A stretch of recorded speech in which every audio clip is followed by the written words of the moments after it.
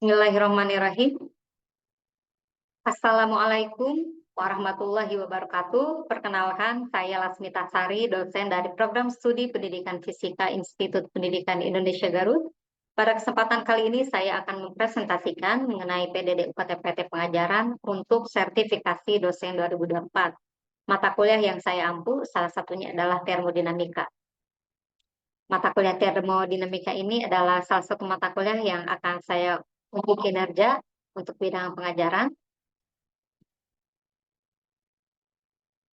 Di sini saya akan menjelaskan mengenai deskripsi mata kuliah, kemudian capaian pembelajaran lulusan, dan capaian pembelajaran mata kuliah, juga materi yang ada di mata kuliah termodinamika. Kemudian saya akan menjelaskan mengenai delivery, interactive, and assessment yang diakhiri dengan cuplikan video pembelajaran selama perkuliahan. Ya, deskripsi singkat mata kuliah termodinamika. Pada mata kuliah ini memberikan eksplorasi komprehensif konsep dasar termodinamika, mempelajari fenomena suhu dan perpindahan panas, serta pengangkutan energi dalam sistem termodinamika.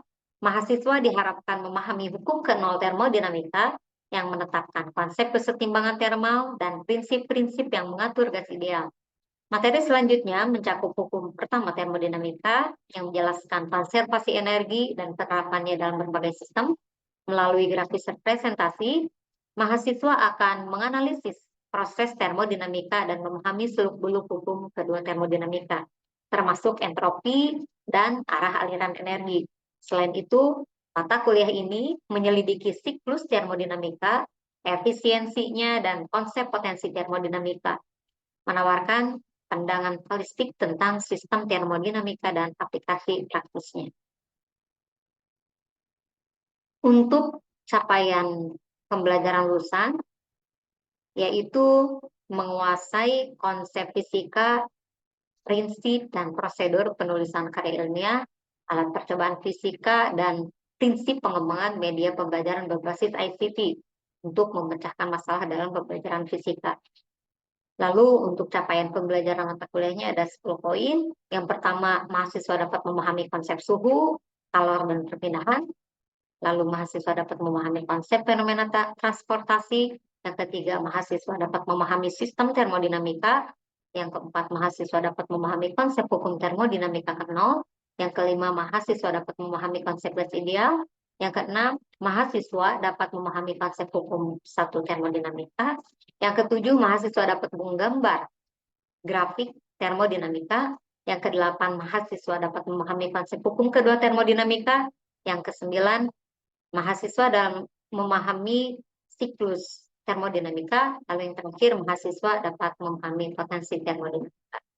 Adapun materi pembelajaran atau bahan kajian pada mata kuliah ini ada beberapa materi, pertama suhu dan panas, fenomena transportasi, sistem termodinamika, hukum termodinamika ke-0, gas ideal, hukum pertama termodinamika, grafik termodinamika, hukum kedua termodinamika, siklus dalam termodinamika, dan potensi termodinamika.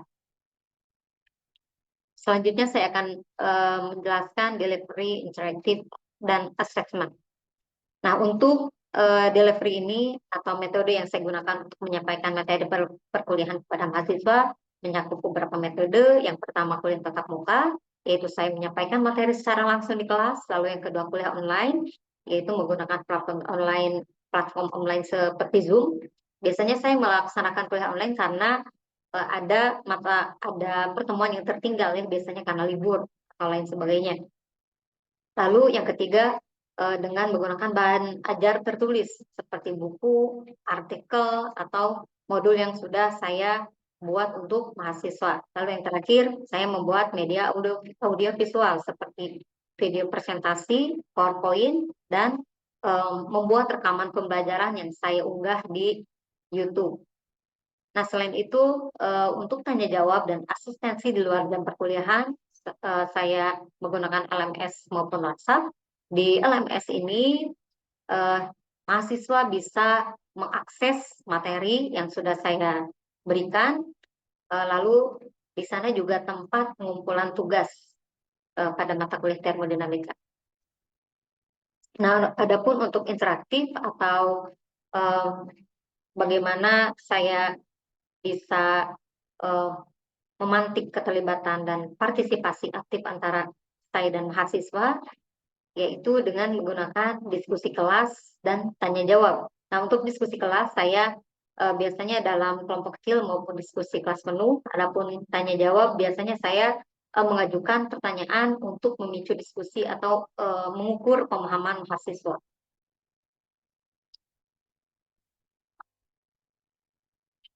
Nah, ini adalah salah satu contoh modul termodinamika yang telah saya buat. Ini adalah salah satu handout untuk mahasiswa dari pertemuan pertama atau bab pertama sampai pertemuan 15. Ini berjumlah 215 halaman. Biasanya saya em, memberikan modul termodinamika ini di awal pertemuan supaya mahasiswa bisa mempelajari materi sebelumnya untuk bisa dibahas di kelas.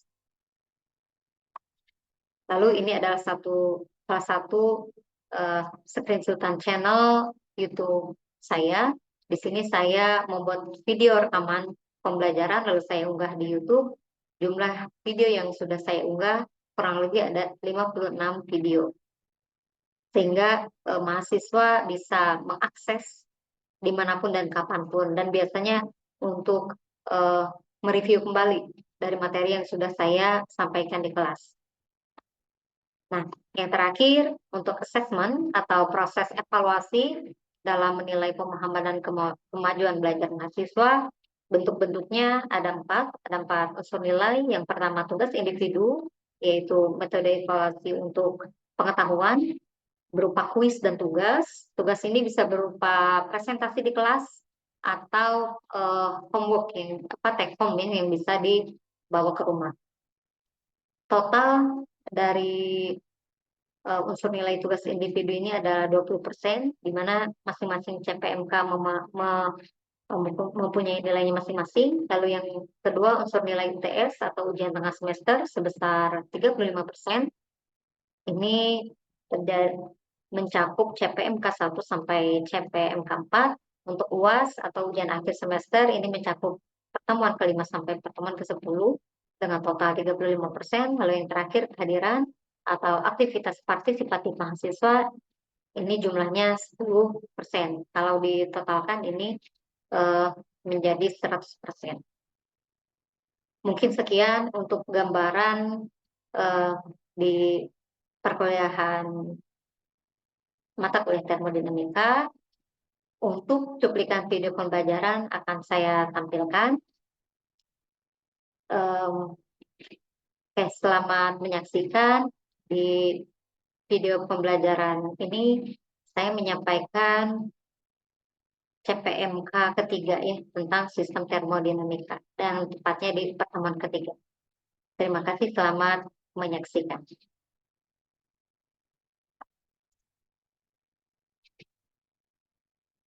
Bismillahirrahmanirrahim. Assalamualaikum warahmatullahi wabarakatuh. Waalaikumsalam warahmatullahi wabarakatuh. Selamat pagi semuanya. Pagi, Bu. Oke, apa kabar? Gimana, baik hari ini? Alhamdulillah. Oke, sebelum memulai perkuliahan, akan baiknya biar lebih berkah dan semangat, mari kita berdoa dulu. Berdoa dimulai.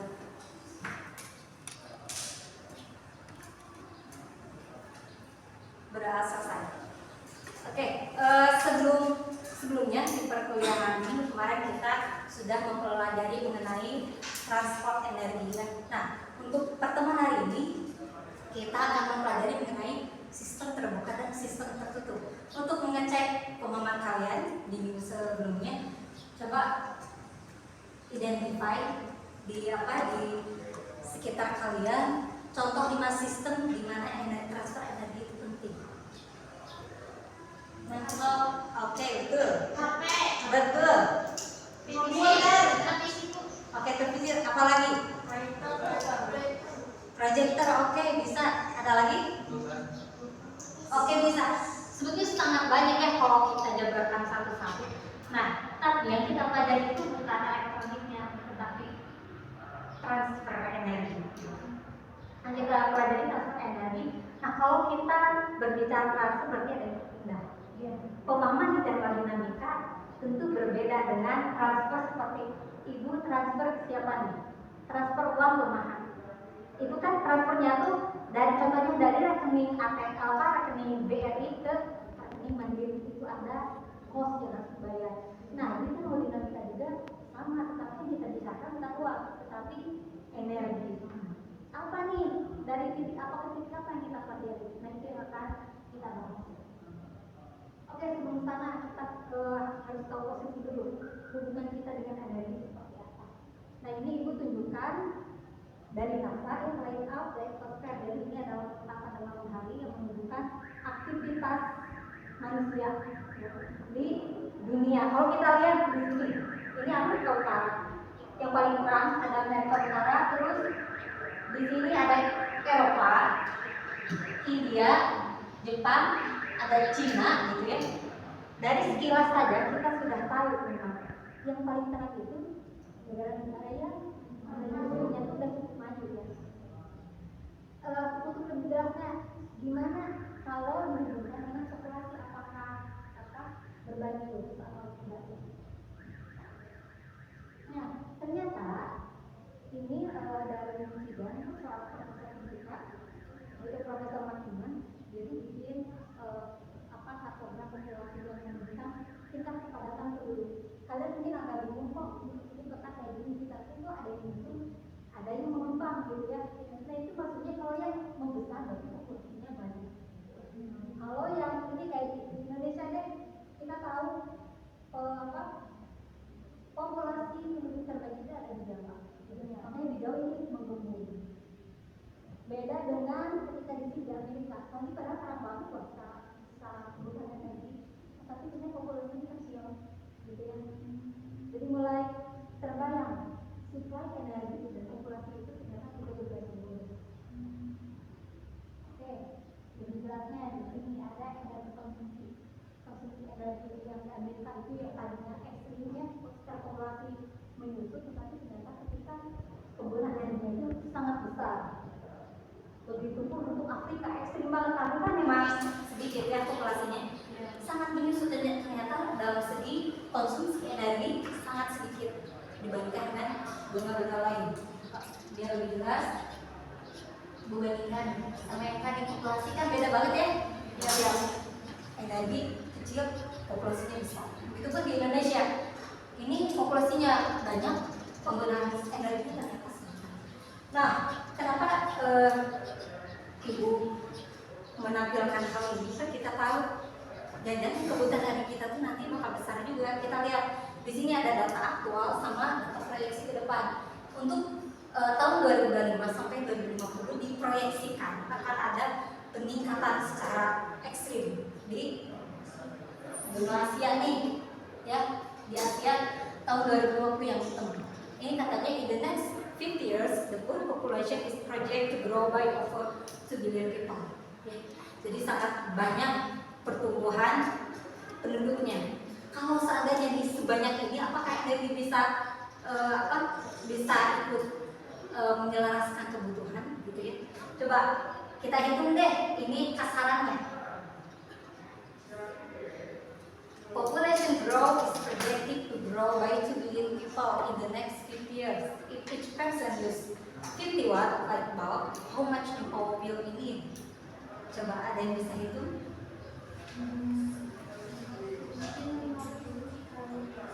Kalau siapa? Di depan? Boleh ke depan?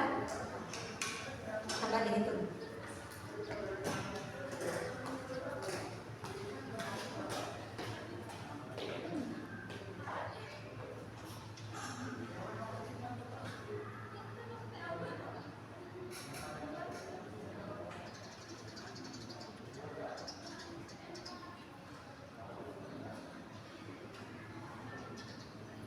Diketahuinya satu orang itu menggunakan 50 watt dan ditanyakan power bisa ditulis P.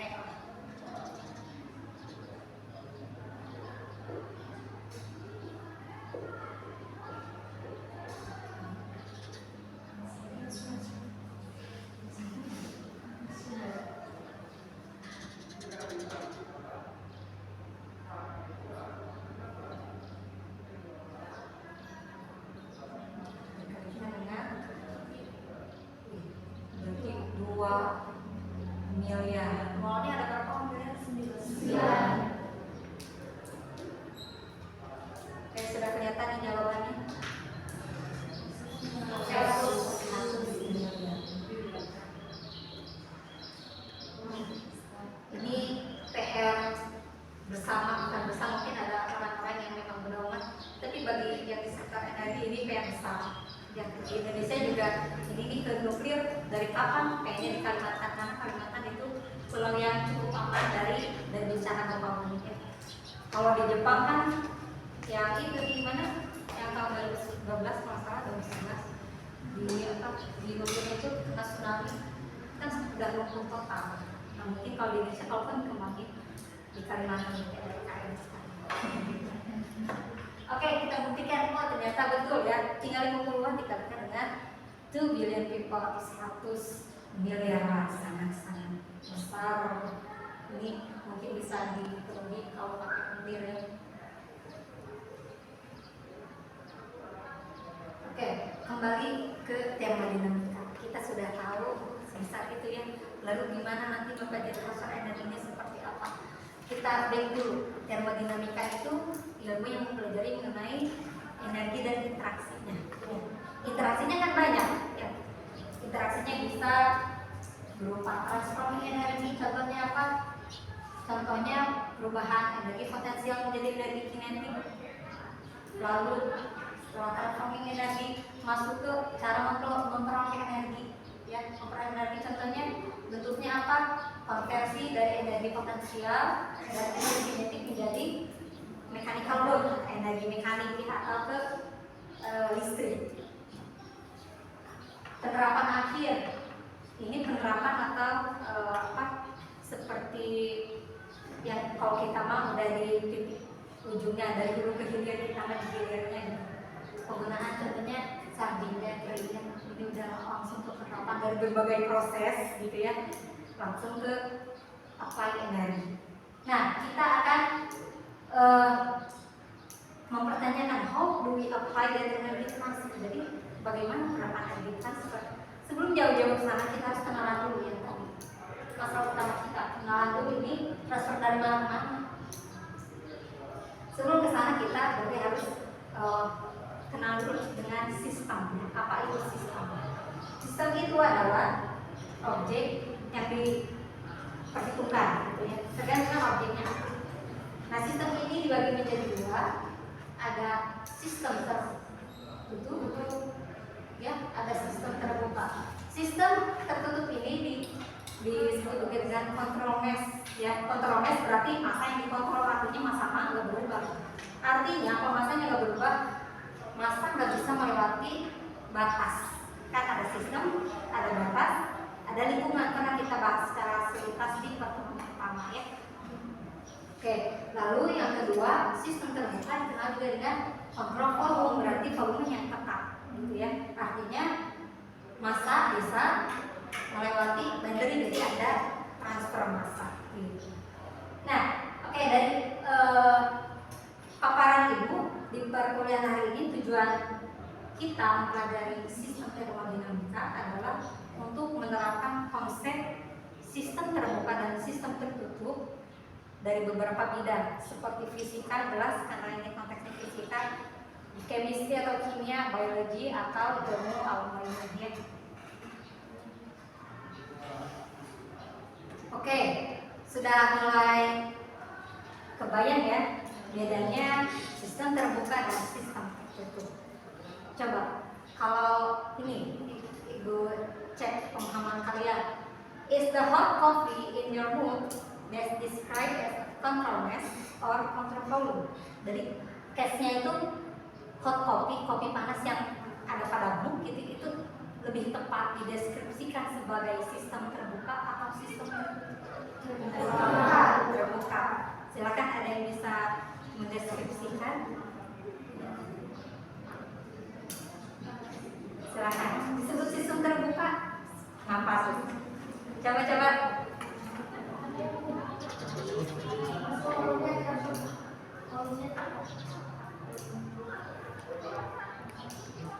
Silakan sistem terbuka.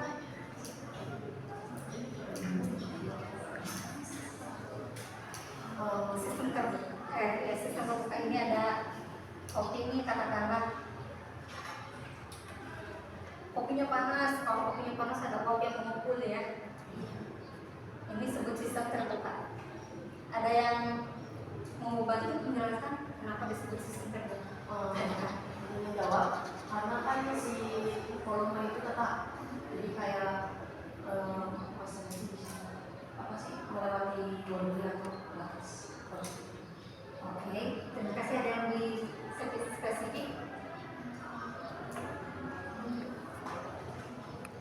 Cirinya apa kalau sistem terbuka?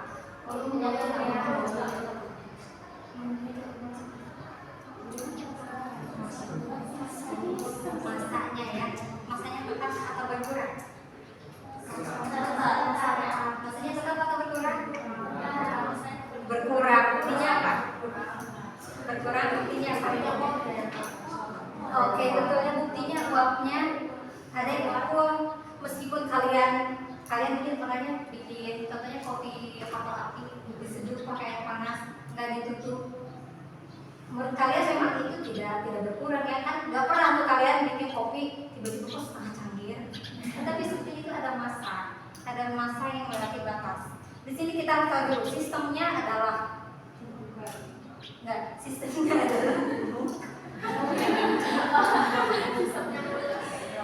lingkungannya adalah ya di luar simuk ini ya.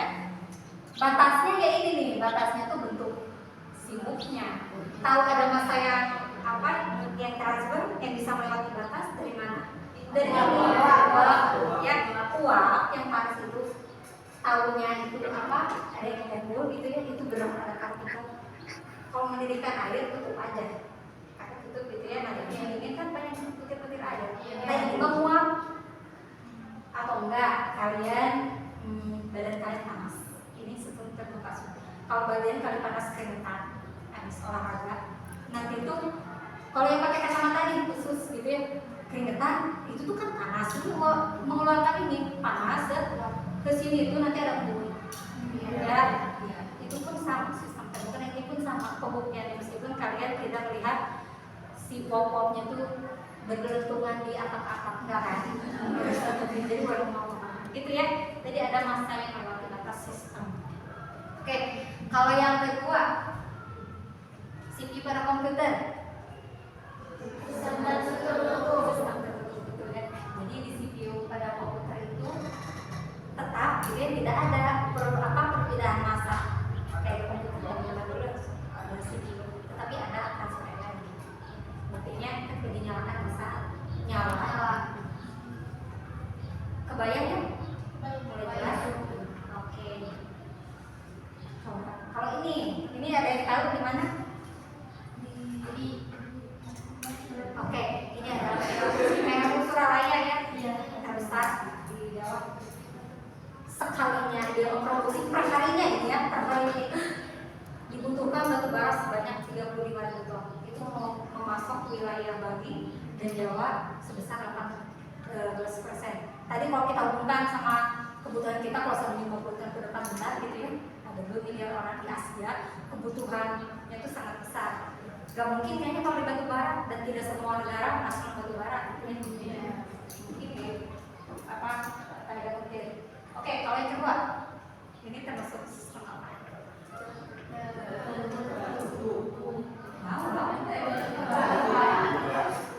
Terbuka apa tertutup? Terbuka dong, karena ada apa? Ada masanya kan ini jelas nih. Yang namanya proses ini tuh proses fotosintesis ya. Tumbuhan ada masa yang masuk, ada masa yang keluar. Berarti kan melewati batas sistem ini nih. Batas sistemnya itu dikatakan yang ini garis-garis. Ada air, kalau kita nyiram tumbuhan, air diserap lewat tanah kan sudah diserapnya lewat akar. Ada transport ya, ke seluruh. Ini ada air, ada mineral, terus mengeluarkan oksigen dan mineral karbon dioksida. Lalu menyerap apa lagi? Masa yang masuk?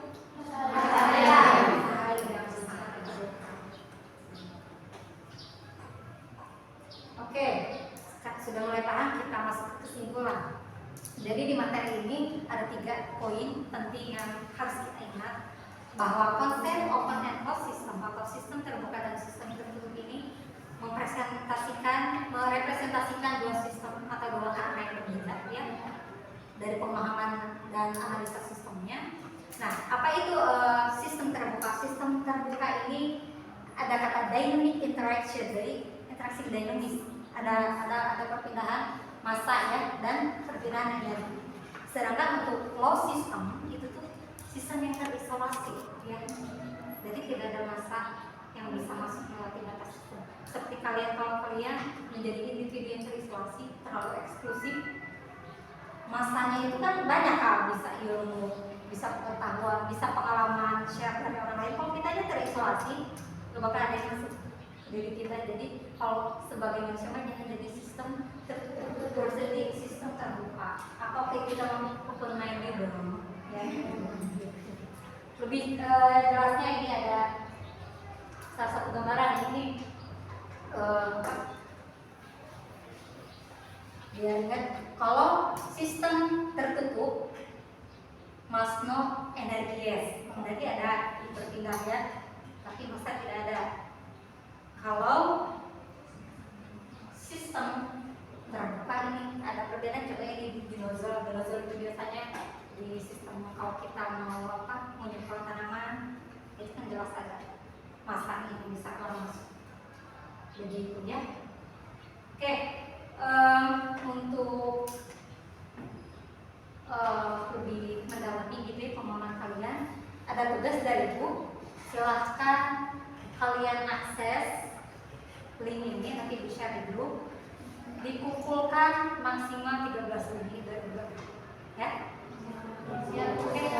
Siap. Ada pertanyaan? Oke, terima kasih atas perhatiannya. See you di minggu depan ya. Kita akan mempelajari lebih banyak mengenai suhu kalau di sistem termodinamika. Sekian dari Ibu, terima kasih atas perhatiannya. Wassalamualaikum warahmatullahi wabarakatuh.